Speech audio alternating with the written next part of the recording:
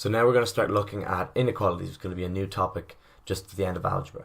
So just a quick review of all the symbols we've seen before. So this one means less than, and this one means less than or equal to.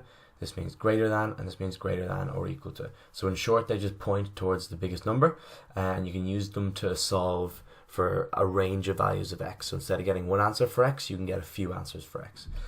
So you see what I mean. So when you're doing kind of operations with them, so if you're doing just normal algebra with them, they're the same, okay?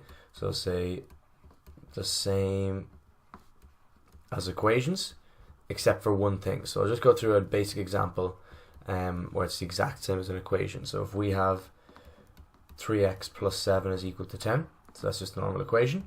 Just going to mess around with that. We're going to get 3x is equal to 10 minus 7, 3x is equal to 3, and then x is equal to 1. Okay, if we have an inequality saying the exact same thing, so if it's just say like that, 3x plus 7 is greater than 10, I'm going to do the exact same thing, and this is just to prove a point that they're no different than normal equations. 3x is greater than 3, and then x is still greater than 1. So we did all the same things. We'd moved things to the side, divided them both by 3, basically the same except a different symbol in between them. Yeah, get the idea? So the golden rule is, I'll go down in green, so everything is the same. So I'll say everything the same. Yeah, the golden rule is except if you multiply or divide by a minus number. Okay, if you multiply both sides or divide both sides by a minus number, then you have to say change direction of crocodile. Okay, so that's what we learned when we were kids in primary school, that these things were like crocodiles. They want to eat the biggest one. That's one of the easiest way to say it. So if you multiply or divide both sides by a minus number, you have to change the direction of the crocodile. Okay, so I'll just show you a simple example of this. So I know that sounds babyish, but it does work. That's a reminder. So if we have, if we have 7 minus 3x is equal to 16, yeah? I'm going to say then, 7 minus 3x is greater than 16, my mistake.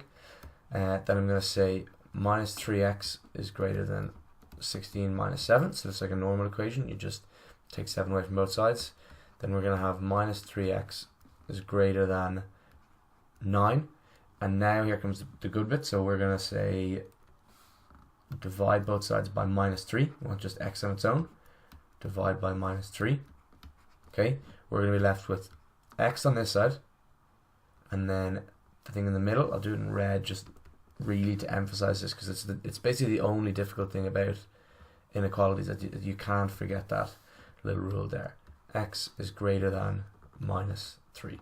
Okay, so you can see there it's pointing this way there, and now it's pointing this way. So x is less than minus 3, even my mistake. It's the one golden rule every single time when you multiply or divide by a minus number. So minus 3 is a minus number, obviously. You have to change the direction of the crocodile, for want of a better word. So I'll be saying that so many times, just make sure you don't forget it. So I'll give you guys just a quick example you can try yourself, and then I'll go through it. So the question is going to be, sorry, I'm just going to scroll up. So it's going to be x minus 1 greater than 2 multiplied by x minus 3 minus 1. Okay, so I want you guys to try and solve this yourself, so pause the video and then you can give it a shot and then fast forward and see how you do. Anyway, so I'm going to go ahead with it now. It's going to be x minus 1 is still greater than 2x minus 6, and it's still going to be minus 1. And again, just take it nice and slow. X minus 1, 2x minus 7. I'm going to move the x over to this side, so it's going to be x minus 2x greater than minus 7 plus 1. I'm going to go to a different color. I'm going to go to blue. So x minus 2x is just going to be minus x.